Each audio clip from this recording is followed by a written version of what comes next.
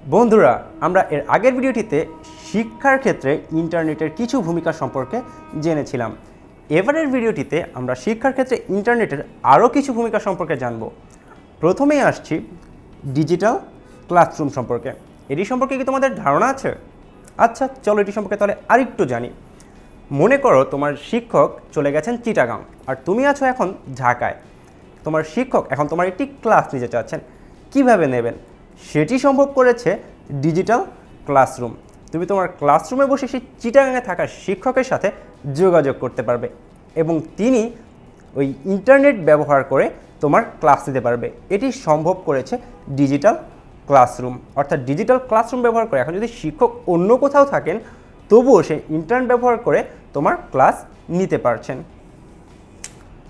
দ্বিতীয়ত, যে কোনো বিষয় সম্পর্কে বিস্তারিত জেনে নেওয়া।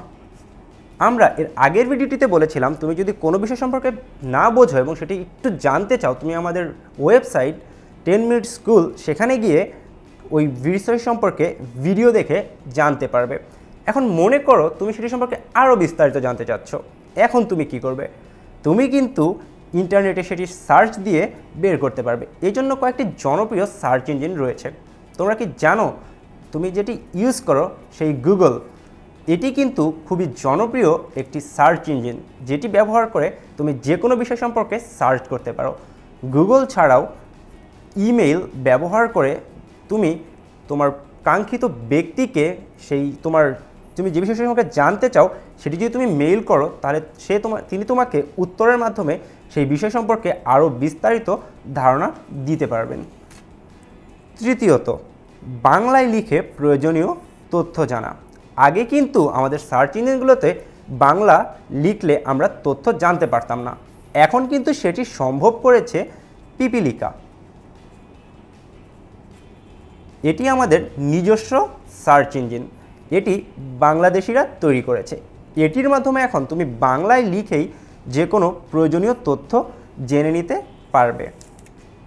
এবার আসি সর্বশেষটি, জটিল এক্সপেরিমেন্টের কাল্পনিক প্রদর্শন, যাকে বলা হয় ভার্চুয়াল রিয়েলিটি।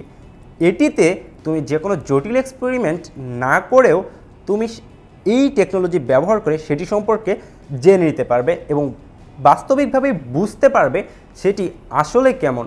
অর্থাৎ সেই এক্সপেরিমেন্টটি তোমাকে প্রদর্শন করা হচ্ছে অনেকটা কাল্পনিকভাবে, কিন্তু তুমি সেটি সম্পর্কে বিস্তারিত এবং খুব ভালোভাবেই বুঝতে পারবে।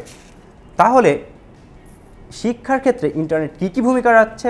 শিক্ষার ক্ষেত্রে ইন্টারনেট ভূমিকা রাখছে ডিজিটাল ক্লাসরুমের ক্ষেত্রে, যে কোনো বিষয় সম্পর্কে বিস্তারিত জেনে নেওয়ার ক্ষেত্রে, বাংলায় লিখেই প্রয়োজনীয় তথ্য জানা সম্পর্কে এবং জটিল এক্সপেরিমেন্ট সম্পর্কে কাল্পনিক প্রদর্শন করে সেই এক্সপেরিমেন্টের বিস্তারিত ধারণা দিয়ে।